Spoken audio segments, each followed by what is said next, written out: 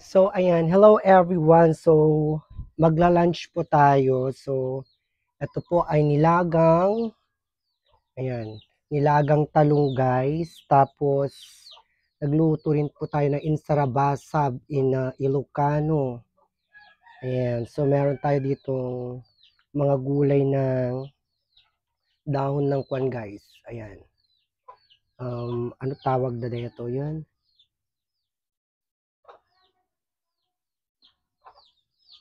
Ayan, dahon po ng kamote at saka ito yung masarap. Ito po yung tinatawag nilang papait guys. Ayan, so let's go. Meron tayong kwan dito guys. Kamatis na may bagoong. Ayan, maganda yun.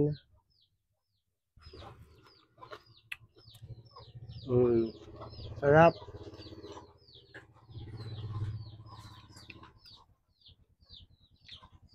Ayan, ito yung talong guys.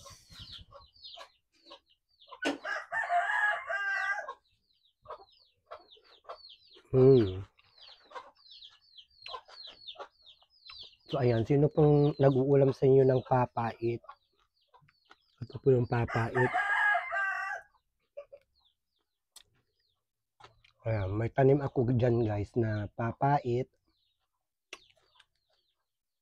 Ayan, masarap. Promise.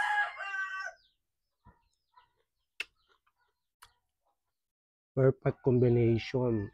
Talong.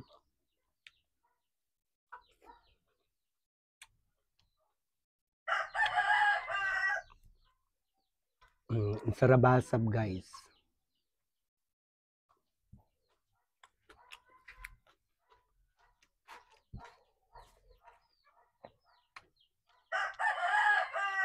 Napakayami.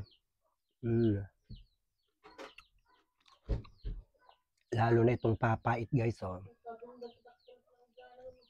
Sarap.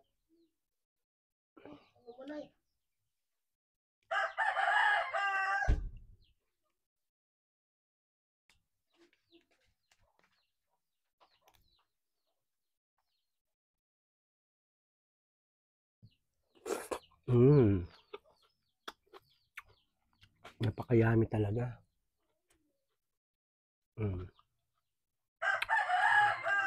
Kahit dahon-dahon lang.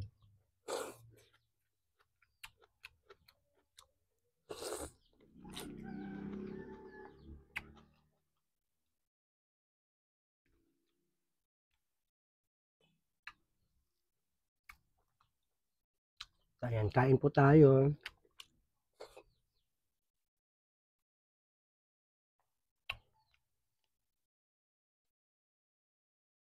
Yummy, papait. Ayan.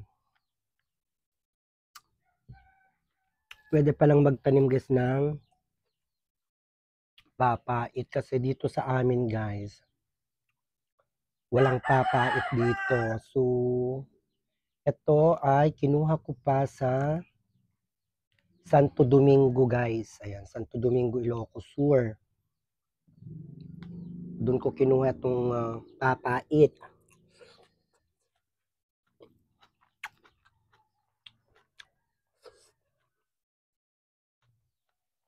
Tapos itinanim ko guys. Ayan. Napakayami. Tignan nyo.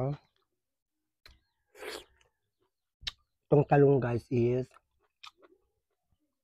galing po to sa ating garden. Kaya organic po ito. Walang spray. Ayan. Ito, pati itong kamoteng walgan, talbos ng kamote galing din sa ating garden.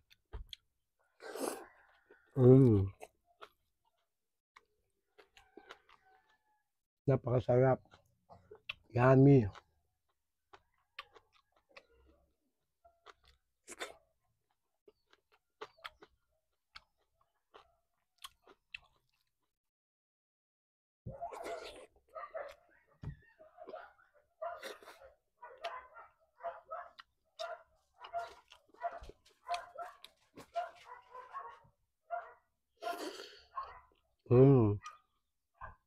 So ayan, till next video guys. Charap-charap, masigip, masarap. Bye!